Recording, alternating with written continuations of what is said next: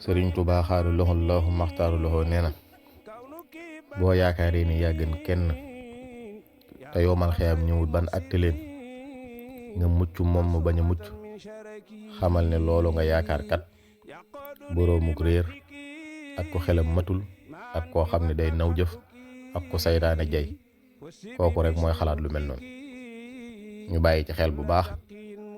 nit ki mën ngaa nekk ci lu baax tey waaye suba bul xam ca looy nekk ki nga gis it mu nekk tey ci lu bon xamoo suba ci lu muy nekk te ak mujj rek moo takku ak mujj rek moo am solo ba rawaana koo xam ne